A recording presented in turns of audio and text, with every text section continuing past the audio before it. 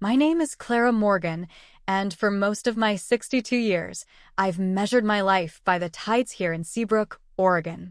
The way the mist clings to the Sitka spruce in the morning, the sharp, clean scent of salt and pine, the relentless rhythm of the waves against the shore, these have been my constants. My husband, Arthur, used to say I had the ocean in my soul. He was a civil engineer, a man of lines and certainties, but he understood the fluid, unpredictable nature of my heart. He's been gone 5 years now, and the house we built, nestled in a cove overlooking the Pacific, has grown quieter. The silence is a different kind of constant. Our son, Leo, lives in Portland, where the world moves at a pace I no longer recognize. He's building a life, a career at a financial firm called Nexus Capital, and I am proud of him. I am. But his visits have become less frequent, his calls shorter, filled with the clipped efficiency of a man whose time is measured in billable hours. I tell myself this is the natural order of things. We raise our children to leave, to build their own nests. And so, my days have found their own gentle rhythm. I bake Marionberry scones in the morning, the sweet, dark scent filling the kitchen with memories of Arthur, who loved them. I tend to the stubborn hydrangeas that refuse to turn blue, and I watch the mail truck pass, pretending I'm not looking for a letter that isn't coming. The phone rang 3 weeks ago, a Tuesday. It was Leo. "Mom? You have a minute." His voice was bright, a little distant, like he was on a speakerphone walking through a busy office. "Of course, sweetheart. Always. Great. So, big news. Isabel and I are getting married." Isabel. A lovely girl, ambitious and polished, a perfect match for the man my son had become. I felt a surge of happiness, genuine and warm. "Leo, that's wonderful. Congratulations." "When?" "Soon. We're thinking early June. At the area on the Headlands. You know, that place just south of town. Isabel wants something, well, modern, but with a sense of place." He trailed off, and I could hear the faint click of a keyboard in the background. He wasn't asking for my thoughts. He was delivering a press release. "It sounds beautiful," I said, my voice softer than I intended. "Is there anything I can do to help?" "I could make my Marionberry scones for the rehearsal dinner, if you'd like." A polite chuckle. "That's sweet, Mom, really. But they have everything catered. It's all handled. Don't you worry about a thing." "Don't worry." The words hung in the air after we said our goodbyes. I stared out the window at the gray, churning ocean. I felt a small, quiet pinprick in my heart, the feeling of being handed a ticket to a play I thought I had a starring role in. But I pushed it down. This was his time, his joy. I chose, instead, to be hopeful. I took the dusty blue silk dress from the back of my closet, the one Arthur had bought me for our 25th anniversary. I cleaned the porch, polished the silver, and hemmed the sleeves of my favorite cashmere coat. I let myself believe that this wedding, this joining of families, would be a bridge back to the closeness we once shared. Sometimes the deepest wounds don't come from a shout or a slammed door. They arrive in the form of a gentle, polite dismissal, a silence that leaves you questioning your own place in the world. It's a quiet that settles into the marrow of your bones, the kind that follows you to bed and whispers, "When did you stop being essential?" The area on the Headlands was all glass and weathered cedar, perched on a cliff with breathtaking, floor-to-ceiling views of the tumultuous sea. It was exactly as Leo had described, modern, elegant, and utterly impersonal. I arrived early, a lifelong habit, wearing my blue silk dress. I'd pinned my hair in a soft chignon and wore the pearl earrings Arthur had given me. I wanted to look like a mother on her son's most important day, proud, serene, a quiet pillar of love. I walked through the lobby alone. A young woman with a tablet smiled a bright, professional smile. "Name? Clara Morgan." She tapped the screen. "Here you are." She handed me a small, embossed card with a pin. It read, simply, "Clara Morgan." No little gold ribbon that said "Mother of the Groom," like the ones Isabel's parents wore. I held the card in my palm for a moment, the smooth, cool paper feeling strangely heavy. Then I clipped it to my dress. The main hall buzzed with the low hum of conversations and the clinking of champagne flutes. I saw Leo across the room, standing with Isabel. He looked handsome and happy, surrounded by a circle of people I didn't know. He was laughing, his head tilted back, and he didn't see me. A wedding planner, a brisk young man in a slim-fit suit, caught my eye and gestured toward a table in the back. "Mrs. Morgan? We have you right over here." I scanned the room. The tables closest to the front were marked with elegant calligraphy: Nexus Capital Partners, bride's university friends, parents of the bride. My place card, at a table near the service door, just said Clara. I sat down between a retired dentist from California and a couple who owned a vineyard in the Willamette Valley. They were charming and polite. They asked me how I knew the happy couple. They talked over me about wine varietals and stock options for most of the evening. During the toasts, Isabel's father spoke, then her sister, then a friend from law school who told a funny story about a trip to Cabo. At one point, someone at a nearby table leaned over and asked, "When does the groom's mom get to speak?" Isabel, who overheard, laughed a light, tinkling laugh. "Oh, we're keeping it brief. Maybe later," she said, before turning to the next speaker. Dinner was a meticulously plated piece of salmon that was beautiful but dry. A single, perfect asparagus spear lay beside it. I watched as the people at my table pushed the food around their plates, their polite smiles never faltering. The dessert was a deconstructed lemon tart with a foam I couldn't identify. It was more bitter than sweet. Leo never came to my table. Not once. He danced with Isabel, then with her mother, then with a woman I assumed was his boss. I sat and watched, smoothing the silk of my dress over my knees, smiling at a photographer who swept past my table twice without ever lifting his camera. As the night wound down and guests began to drift away, I found myself sitting alone at a table of empty plates and half-empty glasses. I slowly folded my linen napkin, tucked it beside my plate, and stood up. I walked out of the grand, echoing room, past the smiling staff, and into the cool, misty night. No one said goodbye. No one noticed I was gone. A week later, Leo called. His voice was warm, casual. "Hey, Mom. I was thinking, why don't you come up to Portland for dinner on Friday? Just us. Isabel has a work thing." I could hear the careful construction in his tone, the effort to sound spontaneous. "I'd love that," I said, my heart lifting despite itself. That Friday, I put on the soft wool cardigan I wore when I brought Leo home from the hospital. It still smelled faintly of cedar from my closet.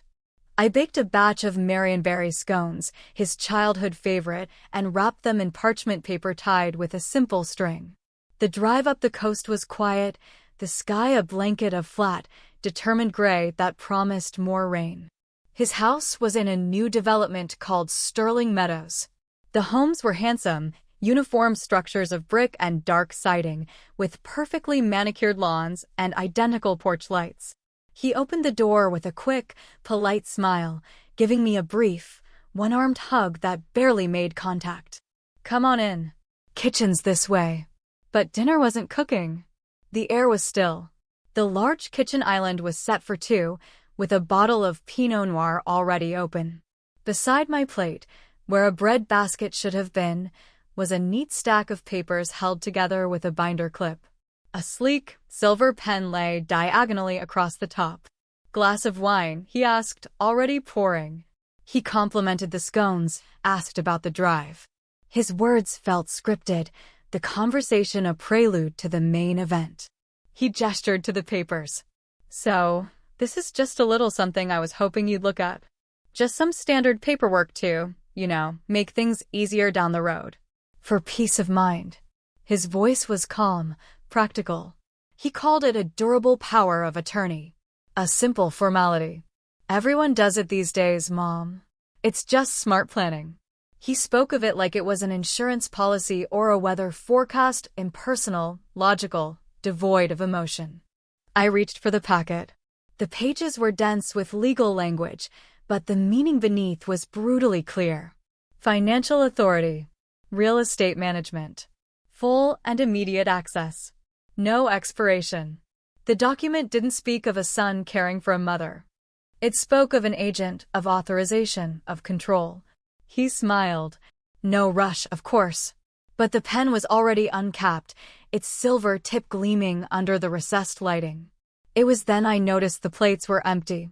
There was no smell of roasting garlic, no warmth from the oven. Just wine, just paper, just a silent, pressing question. I pushed the packet gently back toward the center of the island. I'll take this home with me, Leo. I'd like to read it over carefully. He nodded once, his eyes flicking from my face to the pen and back again. He didn't push. He didn't need to. His silence was its own form of pressure.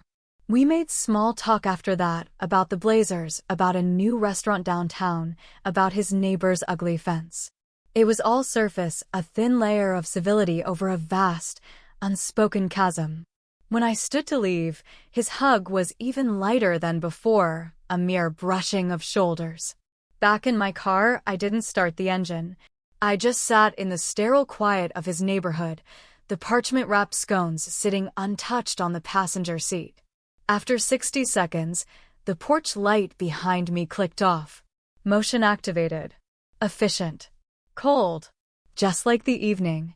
When I got home, I walked in and sat on the edge of the sofa without even taking off my coat. The house felt cavernous, the ticking of the grandfather clock in the hall unnervingly loud. For a long moment, I forgot to breathe. Then, on an impulse I didn't understand, I stood up and went down to the basement.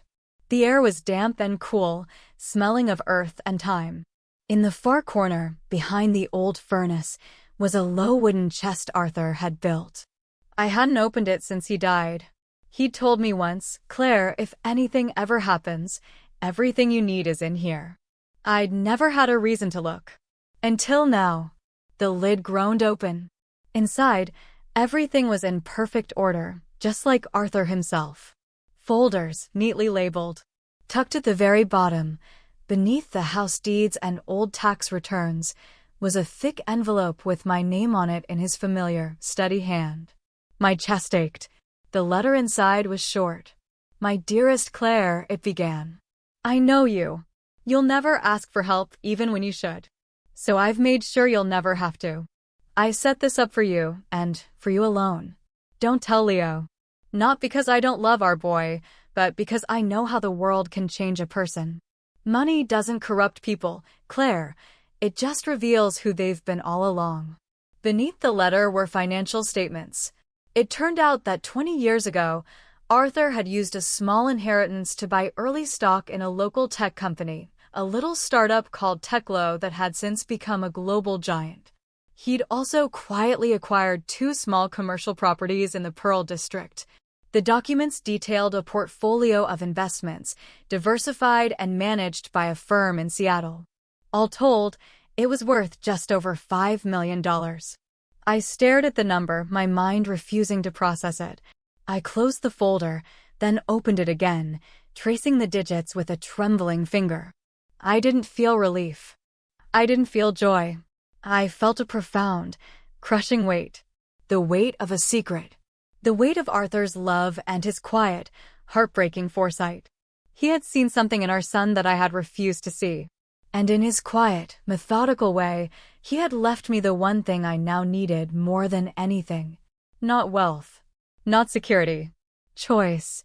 I locked the chest and went back upstairs. My legs were stiff, my hands shaking for reasons that had nothing to do with the basement chill.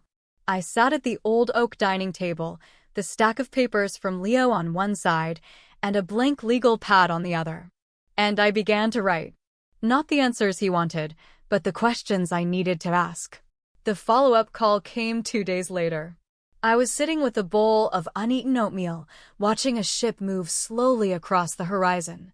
I let the first call go to voicemail. When it rang again immediately, I answered. "Mom, hi." Leo's voice was smooth, practiced. "Just checking in. See how you're doing. Did you get a chance to look at those papers?"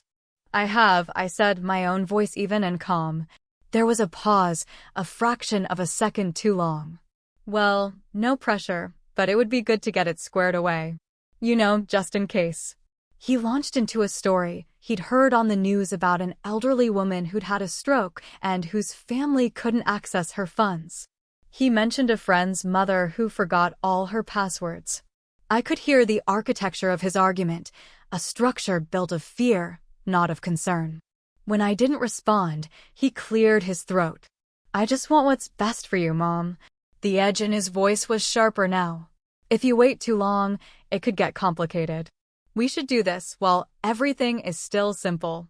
While he spoke, I watched a scrub jay land on the porch railing, its head cocked, its eyes bright and assessing.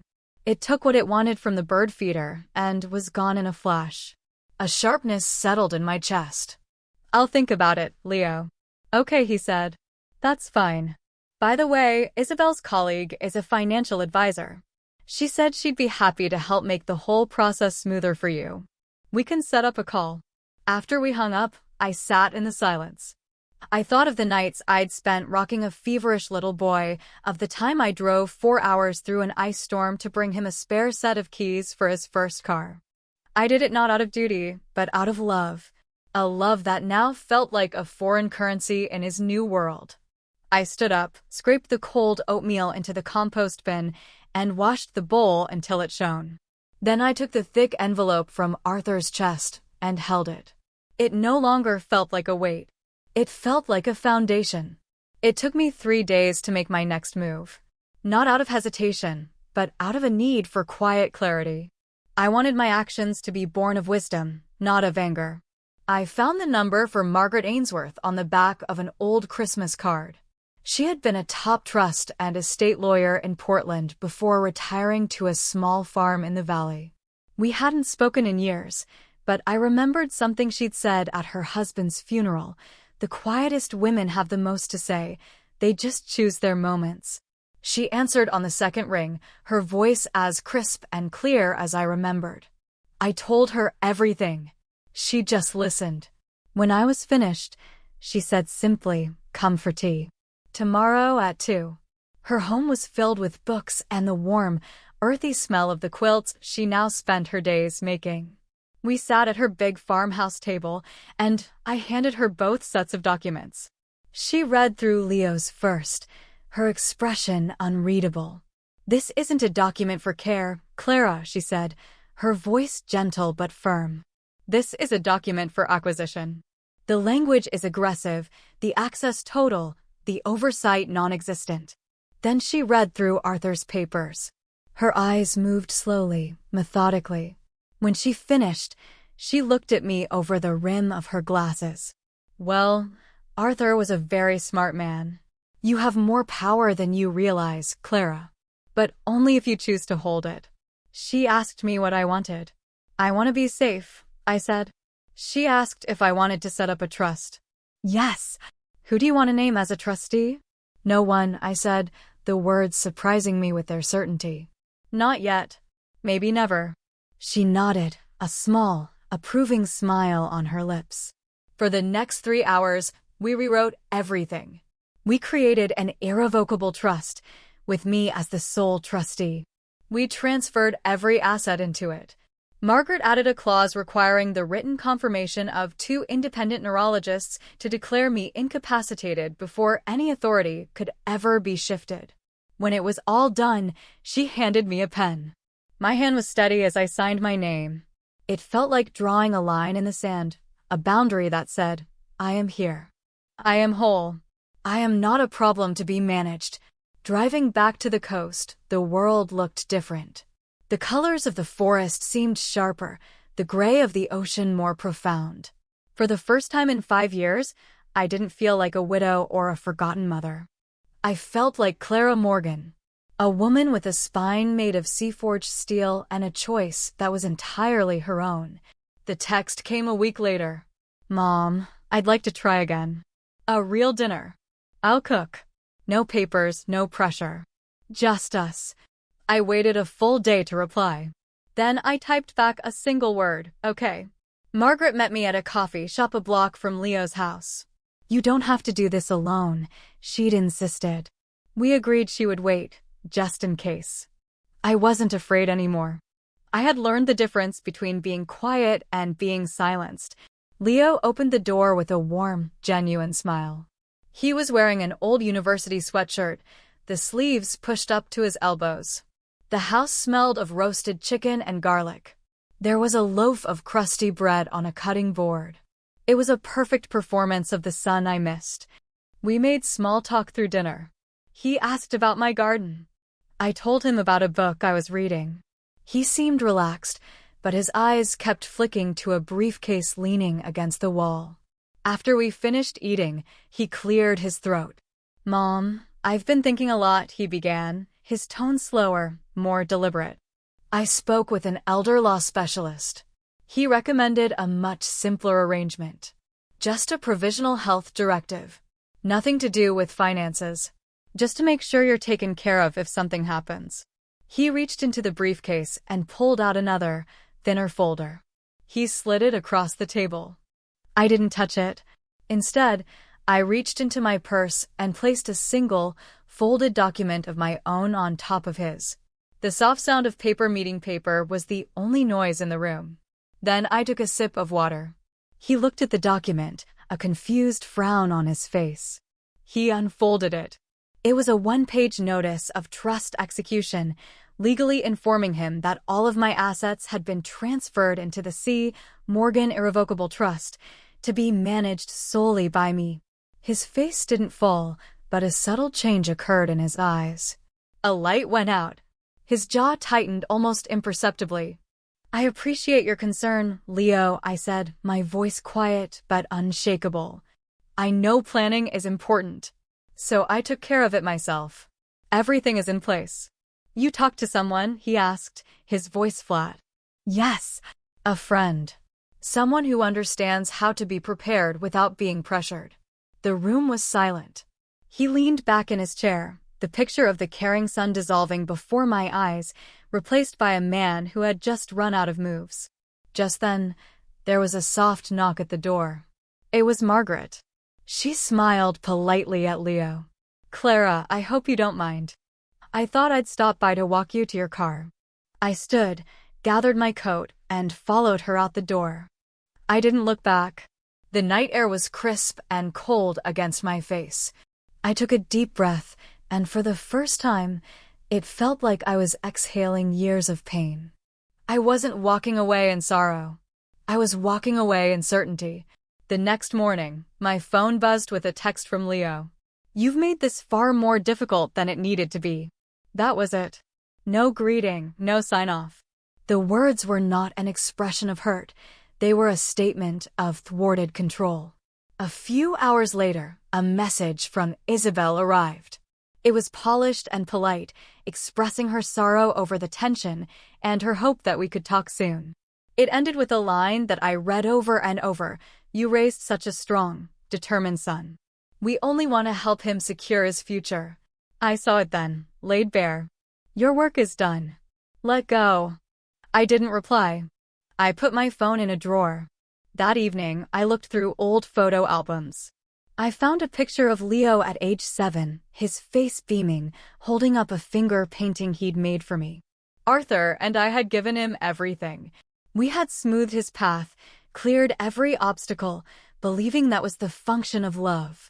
We had, I realized with a pang of grief, taught him that the world was his for the taking. The grief I felt wasn't for the loss of a relationship, but for the discovery of what it had truly become. I had ceased to be his mother and had become a resource to be managed. In the months that followed, I sold the big house in the Cove and bought a small, cedar-shingled cottage on a quiet street in town. It had a crooked porch and a garden overrun with weeds, but it felt like my own. I started volunteering at the Seabrook Library, reshelving books and enjoying the quiet companionship of the printed word. There, I found a new community. A group of women, like me, who had learned to navigate the quiet aftermath of their lives. There was Helen, who made stunning quilts from her late husband's old flannel shirts, and June, who taught me how to properly prune roses. We didn't talk much about our pasts. We didn't need to. We spoke the silent language of shared experience. Together, we transformed the neglected patch of land behind the library into a community garden we called the Perennial Patch. With my hands in the dirt, surrounded by the quiet strength of these women, I began to feel not like a burden, but like a woman rooting herself in new soil. One Saturday morning in late autumn, as I was sweeping leaves from my porch, I saw a familiar car pull up. Leo got out. He looked thinner, the confident set of his shoulders now stooped. He didn't come to the door but sat on the bottom step, his back to me, staring at the street. I watched him for a long moment before opening the door and walking down to join him. I sat on the step above him, leaving a small space between us. "I'm sorry, Mom," he said, without looking at me. His voice was low, stripped of its usual bravado. I got lost. I let the fear of not having enough speak louder than love. He finally turned to look at me, and in his eyes, I saw the little boy I remembered. I messed up. I know that. He held out a plain white envelope. I didn't take it. "I don't expect you to forgive me," he said, placing it on the step beside him. I needed you to know that I see it now.